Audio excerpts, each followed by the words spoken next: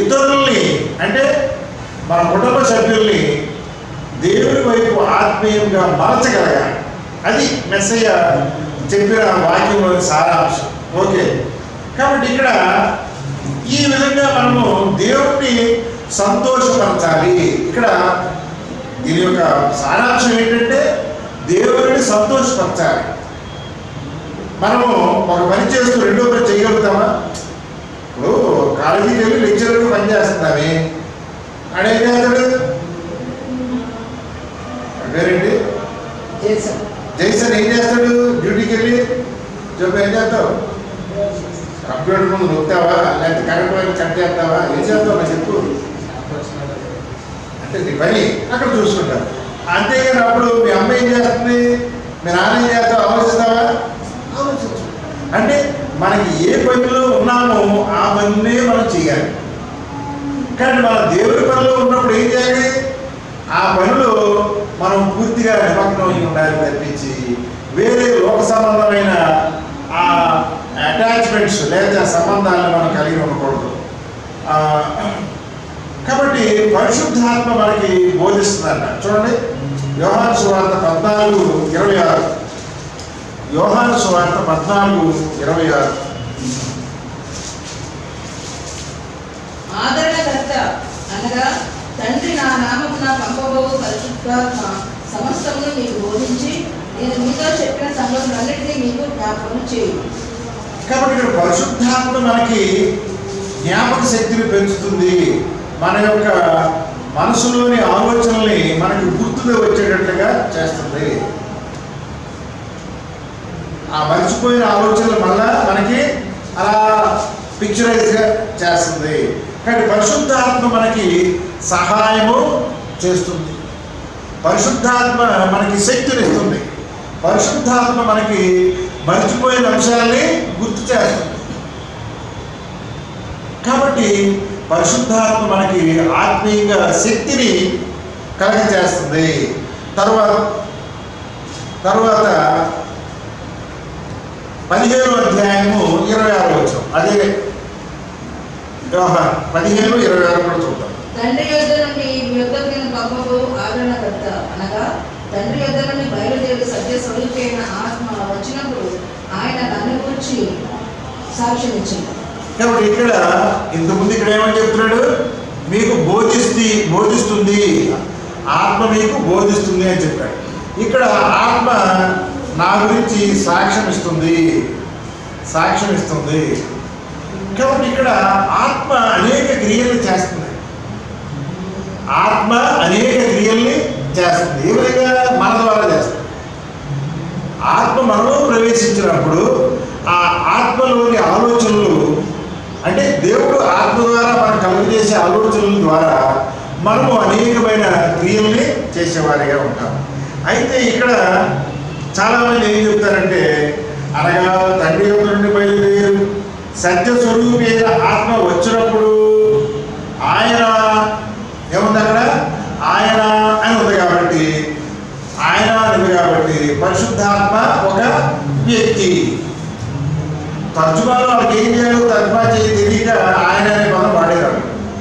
ఎందుకు వాడారంటే పరిశుద్ధాత్మని third జెండర్గా it అని వాడితే తప్పుగా ఉంటుందేమో, పరిశుద్ధాత్మ యొక్క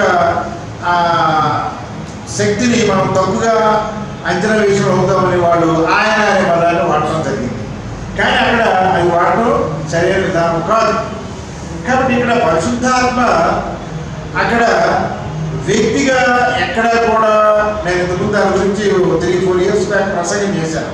చాలా సిరీస్ ఆఫ్ ప్రసంగాలు చేశాను మనం ఎప్పుడు కరోనా టైంలో. మరి మీకు గుర్తుందో లేదో, పరిశుద్ధాత్మ వ్యక్తి కాదు, ఒక శక్తి. దేవుడి యొక్క నుండి వెలువడే శక్తి, కుమారుని ద్వారా వెలువడే శక్తి అని మనం చెప్తాం. కాబట్టి పరిశుద్ధాత్మ సాక్ష్యం కూడా ఇస్తుంది అనే విషయాన్ని ఇక్కడ చెప్పబడింది. తర్వాత ప్రకటన గ్రంథము 19వ అధ్యాయం. ప్రకటన గ్రంథము 19వ అధ్యాయము 6 నుంచి 9 వరకు చూద్దాం. అప్పుడు గొప్ప జనసమూహ శబ్దమును, విస్తారమైన జనముల శబ్దమును, బలమైన సర్వాధికారియు ప్రభువులకు మన దేవుడు ఏలుచున్నాడు, ఆయనను స్తుతించు. గొర్రెపిల్ల వివాహోత్సవ సమయం వచ్చినది, ఆయన భార్య తను సిద్ధపరుచుకొని ఇద్దరి కనుక మనం సంతోషపడి ఉత్సహించి ఆయనను మహిమపరచడమని చెప్పగా ఉంటుంది. మరియు ఆమె ధరించుకున్నకు ప్రకాశములను నిర్మలములైన సన్నపు నార బట్టలు ఆమెకి ఇవ్వబడింది. అవి పరిశుద్ధుల నీతి క్రియలు. మరియు అతడు నాతో ఇలాగూ చెప్పాను, గొర్రెపిల్ల పెండ్లి విందుకు పిలువబడిన వారు ధనిలను రాను. మరియు ఈ మాటలు దేవుని యథార్థమైన మాటలను నాతో చెప్పాను. కాబట్టి ఇక్కడ ఆ యొక్క శబ్దము ప్రభువు సర్వాధికారి, ఆయన మనల్ని ఏలుచున్నాడు. నెంబర్ 1. నెంబర్ 2, ఆయన స్తుతించండి. నెంబర్ 3, గొర్రెపిల్ల వివాహ మహోత్సవ సమయం. ఇప్పుడు గొర్రెపిల్ల అంటే ఎవరు? మెస్సయ్య. కాబట్టి దేవుడు వేరు, గొర్రెపిల్ల వేరు, చాలా స్పష్టంగా ఉంది. తర్వాత ఆ గొర్రెపిల్ల వివాహము అంటే సంఘాన్ని వివాహం చేసుకోవడం అర్థం ఏంటి? ఇక్కడ తనతో ఐక్యపరచుకునుట. వివాహం అంటే ఇక్కడ ఏమిటి? స్పిరిచువల్ మీనింగ్ ఏంటండి? ఐక్యపరచుకోవడం. ఫిజికల్గా లోకరీత్యా భార్యాభర్తలు కూడా ఐక్యంగా జీవిస్తారు. అయితే మెస్సయ్య సంఘంతో ఐక్యపరచడం అనేది స్పిరిచువల్ ఆస్పెక్ట్. అది చాలా గూఢార్థమైంది. అది ఇక్కడ మనకి వ్రాయబడింది. కాబట్టి ఆ యొక్క గొర్రెపిల్ల భార్య సంఘము తను తాను సిద్ధపరచుకుని మరి ఆ దేవుని సన్నిధిలోనికి తీసుకురాబోతుంది. ఆమె ధరించుకున్నట్టు ప్రకాశమైన నారబట్టలు వస్త్రాలు ఇవ్వండి. ఏంటవి వస్త్రాలు? ఏంటవి? పరిశుద్ధుల నీతి క్రియలు. కాబట్టి మనం ఆ సంఘంలో ఉండాలంటే మనకేముండాలి? ఆ సంఘంలో మనం సభ్యులుగా ఉండాలంటే నీతి క్రియలు కలిగిన వారిగా ఉండాలి. కాబట్టి ఈ రోజున మనము ఈ యొక్క లోక సంబంధమైన వివాహ వ్యవస్థ పరలోక వివాహ వ్యవస్థతో పోల్చబడింది. ఈ లోకంలో ఏ విధముగా భార్యాభర్తలు దేవుని చిత్తానుకూలంలో ఈ లోకంలో జీవిస్తూ సంతానాన్ని దేవుని చిత్తానుసారముగా పెంచి లోకంలో జనాభాను విస్తరింపచేస్తారో అదే విధముగా మెస్సయ్య సంఘము, మెస్సయ్య ఆయన సంఘము, వీరు ఇద్దరు కలిపి ఏం చేయాలి? సంఘాన్ని విస్తరించాలి. అనేక మందిని పిల్లలుగా అంటే సంఘాన్ని పెంచాలి. నీతి క్రియలు జరిగించే వారి యొక్క సంఖ్యను మనం పెంచాలి. కాబట్టి భార్యాభర్తలు మొదటిగా పరలోక దేవుని సంతోషపరచాలి. ఏ విధంగా? ఈ లోకంలో వాళ్ళకి దేవుడిచ్చే సంతానము నీతి క్రియలు జరిగించేవాడిగా వారిని చిన్నప్పటి నుంచి కూడా భయభక్తులతో పెంచాలి. అదేవిధంగా మెస్సయ్య భర్తగాను సంఘము భార్యగాను ఉన్న సందర్భంలో ఈ సంఘముగా ఉన్న మనందరూ కూడా ఏం చేయాలి? ఇప్పుడు భార్య ఏం చేయాలి? మనందరూ ఏం చేయాలి? నీతి క్రియలు కలిగిన పిల్లల్ని మనం కనాలి. అంటే సంఘంలో నీతి క్రియలు కలిగే వారిని మనం పెంచుకోవాలి. కాబట్టి ఇంతకుముందు చెప్పినట్టుగా కాపరి గొర్రెలు కాస్తాడు, గొర్రెలు పిల్లల్ని కండి. కాబట్టి సంఘస్థులు ఏం చేయాలి? ఇక్కడ విశ్వాసుల్ని పెంచాలి. నీతి క్రియలు కలిగిన విశ్వాసులు పెరుగుతూ ఉండాలి, నెమ్మదిగా పెరుగుతూ ఉండాలి. ఇవాళ రాగానే నాకు ఎంతమంది వస్తారు? ఎప్పుడు అదేగా ప్రశ్న. రాగానే ఎన్ని సంవత్సరాల నుంచి అంటారు ఈ ప్రశ్న? అక్కడ ప్రారంభమైన దగ్గర నుంచి చెప్పులు లెక్క ఉండేది మనకి. ఇవాళ మళ్ళీ అదే లెక్క, మళ్ళీ మొదలుకే వచ్చాం. అయితే మన యొక్క విశ్వాసంలో మనము అసంతృప్తిని లేకపోతే నిరీక్షణను కోల్పోకూడదు. ప్రతిరోజు ప్రతి వారం నేను ప్రయత్నం చేస్తూనే ఉంటాను. ఎవరో ఒకరి కోసం వాళ్ళు ఎందుకు రాలేదు ఏంటి అడుగుతూనే ఉంటాను. ఇది ఈ మధ్యలో ఇళ్ళకు వెళ్ళడం కుదరుతున్నాను. కాబట్టి ఏదో ఒక రోజున వాళ్ళ హృదయాన్ని దేవుడు తడతాడు, తీసుకొస్తాడు. వాస్తవంగా ఏప్రిల్లో మనం మొదలు ప్రారంభించినప్పుడు మరి ఖచ్చితంగా వచ్చేవాళ్ళు చాలా తక్కువ మంది కనబడ్డారు. మరి April, May, June, July, August, September, October, November, December, జనవరి, ఫిబ్రవరి 11 నెలలు గడుస్తుండే ఒక స్థిరత్వం వస్తుంది. రెగ్యులర్గా వెళ్ళాలి, సంపాదన మేము ఆచరించాలి. మన అందరికంటే ముందు మోకాళ్ళ నొప్పి పెట్టుకుని ఆటోకి వచ్చేసిందంట బాబు సుహాసిరామ్ గారు. మరి ఇంట్లో గురించి మరి ఆమె ఆన్లైన్లో వినొచ్చు కదా, కానీ ఆమెలో ఉండే ఆ అగ్ని హృదయంలో మండుతుంది. నేను వెళ్ళకపోతే నా హృదయం ఏమైపోతే మండిపోతాను. కాబట్టి నాకు ఇబ్బందికరమైనా సరే, అట్లాగే మహబూబ్నగర్ నుంచి ఆ వయసులో ఎంతమంది రాగలుగుతారు అసలు? బహుశా మనం ఆ వయసుకి వెళ్ళాక ప్రార్థనకి వెళ్తామో వెళ్ళమో మనకు తెలియదు మన జీవిత కాలం. కాబట్టి అలాంటి ధన్యకరమైన మరి సంఘస్థులు మనలో ఉండడం ఎంతో అది ఆశీర్వాదకరం. కానీ మనము ఇతరుల్ని ప్రేరేపిస్తూ మరి మనకు చుట్టుపక్కల తెలిసిన వాళ్ళకి ఇదిగో ఈ సంఘంలో సత్యం ఉన్నది, ఈ సత్యానికి మూల స్తంభమైన ఈ సంఘంలోకి మీరు రండి, సత్యాన్ని మీరు ఆచరించండి. చాలామంది మన బోర్డు పేపర్ చూస్తూ ఉంటారు. ఒక రోజు వాళ్ళు మనం అడగవచ్చు. కాబట్టి ఇవాళ మనం 10 మంది ఉన్నాం. బయట అక్కడ ఆన్లైన్లో వింటున్న వాళ్ళు 4, 4, 10, 14. ఎక్కడున్న వాళ్ళు వేసుకుంటే 20 మంది అవుతాం. 20 మంది వస్తే కుర్చీలు నిండుతాయి. ఇంకొక 10 కుర్చీలు వేసుకుంటే 30 మంది దాకా ఈ హాల్లో పడతారు. ఒకవేళ మనం యాక్చువల్గా మన టార్గెట్ ఏమనుకున్నాము, ఏప్రిల్ నెలకి ఈ హాల్ నింపుదాం అనుకున్నాం. ఒకవేళ నింపగలిగితే 30 మందిని ఏమవుతుంది? అద్భుతాలు జరుగుతాయి, ఆశ్చర్యకార్యాలు జరుగుతాయి. కాబట్టి మనము మన యొక్క ప్రయాసని ముందుకు కొనసాగించాలి, కానీ ఆప్తీయకూడదు. ఎక్కువ కూడా ప్రయాసపడి భారం వహిస్తున్న సమస్తమైన వాళ్ళారా నా దగ్గర రండి, నేను విశ్రాంతి కలగజేస్తాను. అర్థం ఏంటి? మీ ప్రయాసకి ప్రతిఫలము నేను ఇస్తాను అని చెప్తున్నాడు. కాబట్టి మనము ప్రయాస పడటం నేర్చుకోవాలి. విశ్రాంతి కోసం మనం ముందుకు వెళ్ళకూడదు. ఈ సందర్భంలో మనము ఏమనుకుంటాం? ఇప్పుడు మన జీవితాలు ఏమనుకుంటాం? వివాహం అయిన తర్వాత, వివాహం కాకముందు భర్త ఇష్టానుసారంగా భర్త జీవిస్తాడు, భార్య కన్యక అనుష్ఠానుసారంగా జీవిస్తుంది. కానీ పెళ్ళి అయిన తర్వాత ఏమవుతుంది? ఒకరి భావాలు, ఒకరి ఇష్టాలు ఇంకొకరు తెలుసుకోవాలి. యూ షుడ్ రికగ్నైజ్, అర్థం చేసుకోవాలి. ఇక్కడ తండ్రి కుమారుడు అనే సందర్భాన్ని మనం చూస్తే తండ్రి వద్ద కుమారుడు తండ్రి ఏం చెప్తే చేస్తాడు.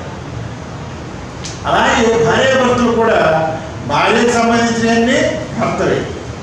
చట్టం ఏం చెబుతుంది? భర్త ఆస్తి మీద భార్యకు హక్కు ఉంటుంది, భార్య ఆస్తి మీద భర్త హక్కు ఉంటుంది. ఆ విధంగా వారిద్దరూ లోకరీత్యా ఒక శరీరముగా ఉంటారు. అంటే ఏంటి? ఒక వ్యవస్థ, దే ఫార్మ్స్ ఏ సిస్టమ్. కాబట్టి ఆ వ్యవస్థలోనికి వచ్చిన తర్వాత వాళ్ళ సొంత ఆలోచనలు మారిపోవాలి. వాళ్ళ యొక్క గతంలోని నెగిటివ్ థింకింగ్ ఉండొచ్చు, లేకపోతే కొన్ని అయిష్టాలు ఉండొచ్చు, వాటిని మార్చుకోవాలి. కాబట్టి ఇక్కడ మనం దేవుని బిడ్డలుగా మెస్సయ్య శిష్యులుగా మారిన తర్వాత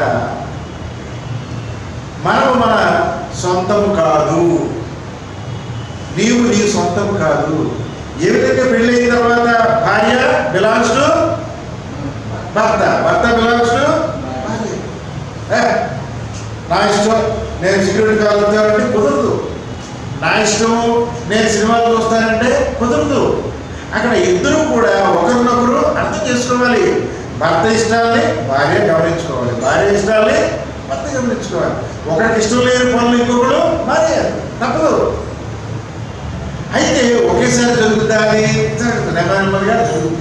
కాబట్టి ఇక్కడ ప్రేమ ఏం చేస్తుంది? వాళ్ళిద్దరిని ఐక్యపరుస్తుంది. కాబట్టి దేవునిని మనం ప్రేమిస్తే, దేవుని ఎప్పుడు ప్రేమిస్తాం మనం చెప్పండి? When do you love God చెప్పండి మీరు ఎవరైనా. అసలు ఎందుకు ప్రేమిస్తారు? ఊరిని ప్రేమిస్తారా? దేవుడు ఎందుకు ప్రేమిస్తాం మనం? మన అవసరాల కోసం. మన అవసరాల కోసమే. మన గాలి ఇచ్చాడు దేవుడు, కాసేపు గాలిని లేకుండా చేసాడు. ఏం చేస్తాం మనం? వెళ్ళిపోయేసరికి తర్వాత అసలు ఏం చేస్తాం? ఇప్పుడు గాలి ఆపేస్తే దేవుడా దేవుడా మంచిగా పిలుస్తావా? మంచి దేవుడా, గాలి తీసేవు దేవుడా అంటావా? తిట్టడం వల్ల పెడతావా? అంతేనా? కాబట్టి దేవుడు మనకి మేలు చేస్తాడు. Hour God is good. ఆయన మంచివాడు. ఆయన నీకు కావలసినవన్నీ అనుగ్రహించేవాడు. నీకు ఉండటానికి ఇల్లు ఇచ్చాడు. ఆదాం గారికి మరి ఉండటానికి ఇల్లు ఇచ్చాడా? చెట్లు ఇచ్చాడు, చక్కటి నీడ. ఈ ఇంటికంటే చెట్లు కూడా హాయిగా ఉంటుంది. చక్కటి ఆక్సిజన్ దొరుకుతుంది అక్కడ. ఎటువంటి జబ్బులు రావు కదా, మంచి ఫలాలు, ఒడుకు తీరే పని లేదు. కాబట్టి దేవుడు మనకి ఉండడానికి నివాసం ఇచ్చాడు, ఊపిరి పీల్చుకోవడానికి గాలి ఇచ్చాడు, ఆహారం ఇచ్చాడు, సమస్తాన్ని ఇచ్చాడు. కాబట్టి మనం ఏం చేయాలి? ఆయన్ని స్తుతించడం మాత్రమే కాకుండా ఆయన్ని ప్రేమించాలి.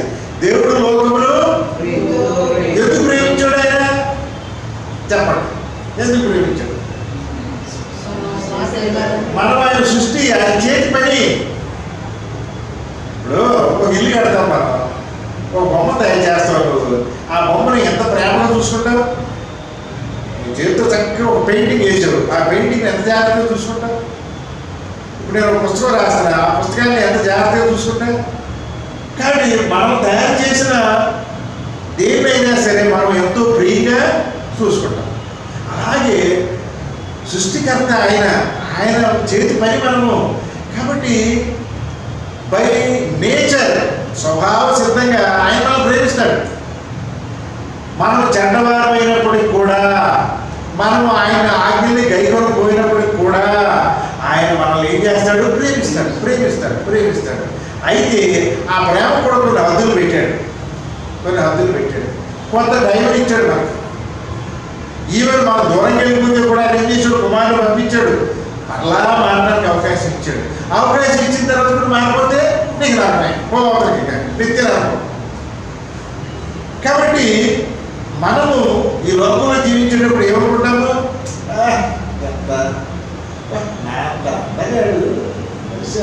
సినిమా యాక్టర్ ఎవరు లేడు కదా, గుడ్డిదే మన బాబు ఎంతమంది చూడగలుగుతారు కదా, మనకు అనిపిస్తుంది. అనుకోవడం తప్పు లేదు, మనలో మనం అందంగా ఉన్నాం అనుకోవడం తప్పేమి కాదు. తర్వాత ఏం చేస్తాం? మన దేహాన్ని పోషించుకోవడం కోసం ఏదేది చేస్తాం. కానీ అక్కడ వాక్యం ఏం చెబుతుంది? పలానది తిను, పలానది తినకూడదు. ఏ పని చేయొచ్చా? దేహాన్ని పోషించుకోవడం కోసం దేవుడు చెప్పిన పని, మంచి పని చేయాలి, చెడ్డ పని చేయకూడదు. కాబట్టి ఇక్కడ మన యొక్క దేహాన్ని పోషించుకోవడం కోసం మానవులుగా మనం కొన్నిసార్లు ఏం చేస్తామండి? ఏం చేస్తాం? ఆజ్ఞల్ని అతిక్రమిస్తాము, దేవుని చిత్తానికి విరోధముగా జీవిస్తాం. ఎప్పుడు? నేను నా సొత్తు, ఈ దేహం నాది, బాబు దెబ్బ తగిలినట్టు నా జయం అయిపోద్దు, నా కాలేయం అయిపోద్దు, నా బాధపడిపోద్దు. చిన్న మచ్చపడితే, ఇప్పుడు కొంచెం వయసులో ఉన్నప్పుడు, కొంచెం యుక్త వయసులో ఉన్నప్పుడు చిన్న మచ్చపడితే, నాకు ఈ చిన్నప్పుడు ఇక్కడ ఏదో వచ్చి ఇక్కడ సొట్టపడింది, చిన్న సొట్ట. తర్వాత పెళ్ళైన తర్వాత యాక్సిడెంట్ పనులు పోయి 2 సంవత్సరాలు బాధపడ్డా. వసంత కట్టుడు పని చాలా చిరాగ్గా ఉంటుంది. కాబట్టి మన దేహాన్ని మనం ప్రేమిస్తాము. కానీ ఎందుకు చెప్తున్నానంటే, ప్రతి మనిషిలో ఉండే బలహీనత, ఆ బలహీనతని అపవాది అవకాశంగా తీసుకుని ఏం చేస్తుంది? తన వైపుకి మళ్ళించుకుంటుంది. తన వైపుకి ఒక పార్టీలో ఇంకో పార్టీలోకి ఎక్కడైతే కూడా మన రాజకీయాలు జరుగుతున్నాయో, దేవుడి బిడ్డలు కూడా అపవాది ఏం చేస్తున్నాడు? తన వైపుకి మళ్ళించుకుంటున్నాడు. ఎందుకు మనము అపవాది వైపు మళ్ళుతున్నామయ్యా అంటే, మన దేహాన్ని మనం అతిగా ప్రేమిస్తాం. అవునే కదా? అందరూ ప్రేమిస్తాం, మంచిది, ప్రేమించడం తప్పని ఎక్కడా లేదు. కానీ ఆత్మ బలంగా ఉన్నప్పుడు యొక్క స్వాధీనంలో ఉంటుంది. ఎప్పుడైతే దేహము యొక్క ప్రాధాన్యత పెరిగిపోయిందో ఆత్మ ఏమైపోద్ది? బలహీనపడిపోయి లోకాశలు మనం వెంబడిస్తాము. కాబట్టి ఆత్మ బలంగా ఉండాలి, ఆత్మ యొక్క స్వాధీనంలో దేహము ఉండాలి. కాబట్టి మనము మన యొక్క దేహాన్ని ఎక్కువగా ప్రేమిస్తాము. కానీ వాక్యం ఏం చెప్తుంది? వాక్యం ఏం చెప్తుంది? 1 కొరింథీ 6వ అధ్యాయము 15 నుంచి 26. 1 కొరింథీ 6వ అధ్యాయము 15 నుంచి 26 చదవండి.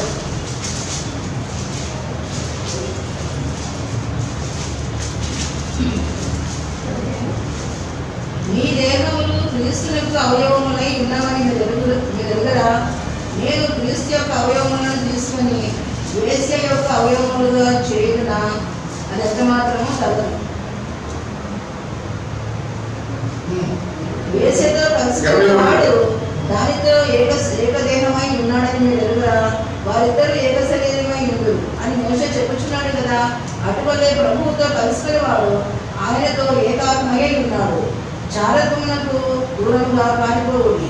మనుషుడు చేయు ప్రతి పాపమును దేహమునకు వెలుపల ఉన్నది, కానీ జారత్వం చేయకూడదు తన సొంత శరీరమునకు హానికరంగా పాపం చేయుచున్నాడు. మీ దేహము దేవుని వలన మీకు అనుగ్రహింపబడి మీలో ఉన్న పరిశుద్ధాత్మకు ఆలయమే ఉన్నదని మీరు ఎరుగరా? మీరు మీ సొత్తు కాదు, విలువ పెట్టి కొనబడిన వారు కనుక మీ దేహముతో దేవుని మహిమపరచుడి. కాబట్టి ఈ లోకంలో మనం జీవించేటప్పుడు ఏం చేయాలండి? మనము ప్రభువుతో ఏకాత్మగా ఉండాలి. ప్రభు శిష్యులుగా ఉండాలి. మనము ఆయనతో ఏకత్వాన్ని కలిగి ఉండాలి. కాబట్టి ఆయన ఏం చెప్పాడు అదే చేయాలి. ఆయన ఆజ్ఞానుసారంగా జీవించాలి. ఆజ్ఞ విరుద్ధంగా ఏమీ చేయకూడదు. కాబట్టి జాగ్రత్తం చేసేవాడు అంటే ఒక స్త్రీని వివాహం చేసుకుని మళ్ళా వేసుతో జీవించడం ఏ విధంగా పాపమో ఆ విధంగా మనము మన యొక్క దేహాన్ని దేవుని పనికి ఉపయోగించాలి. మనం ఈ సంఘంలో సభ్యులుగా ఉన్నాము. సంఘ సభ్యులు ఏ విధంగా ఉండాలి? సంఘం యొక్క పని చేసేవారిగా ఉండాలి, దేవుని పని చేసేవారిగా ఉండాలి. అంతేకాని వేరే పనులు చేయకూడదు. వేరే పని చేస్తే అది జాగ్రత్తగా ఎంచబడుతుంది, అది వ్యభిచారంగా ఎంచబడుతుంది. కాబట్టి మీ దేహము మీ సొత్తు కాదు, అది మీ సొంతం కాదు, అది దేవుని వల్ల మీకు అనుగ్రహించబడింది. మీ ఆత్మ మీ దేహము రెండు కూడా దేవుడిచ్చినయే. ఆ దేహము నశించిపోకుండా ఉండటం కోసము, ఆ దేహము నిత్యత్వాన్ని పొందడం కోసము మెస్సయ్య మీ కొరకు మరణించాడు. మీరు ఆదాము క్రమంలో మరణించవలసిన వారిగా ఉన్నప్పుడు మెస్సయ్య తన రక్తాన్ని చిందించి మరణించాడు. కాబట్టి మీకు రక్షణని అనుగ్రహించాడు. కాబట్టి ఇవాళ మీ దేహం ఎవరిది? మీ సొంతం కాదు, అది మెస్సయ్య సొత్తు. మెస్సయ్య ఎవరి కోసం కొన్నాడు? తండ్రి కోసం కొన్నాడు. కాబట్టి మన దేహాలు దేవుని సొత్తు. కానీ మనం ఏమనుకుంటాము? అది నాది అనుకుంటాము.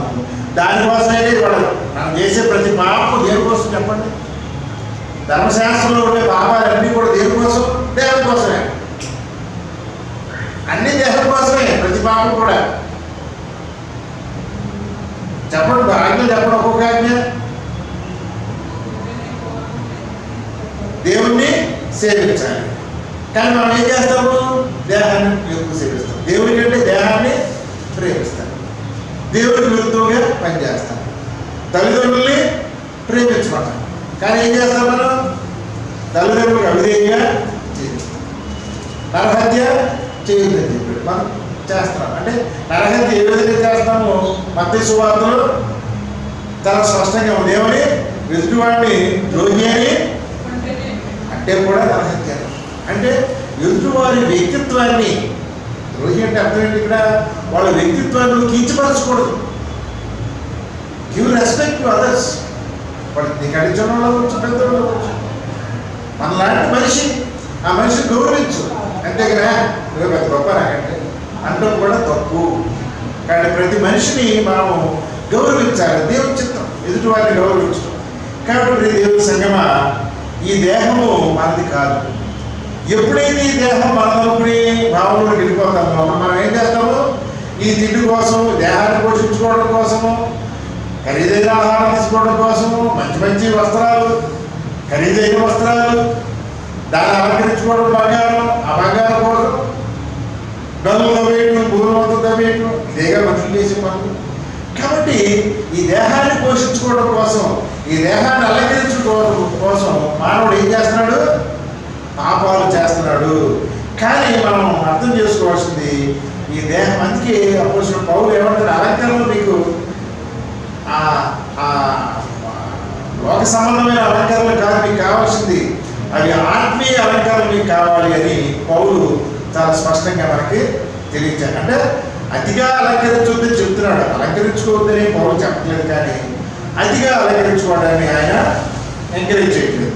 కాబట్టి మీ దేహము దేవుని వలన మీకు ఇవ్వబడింది.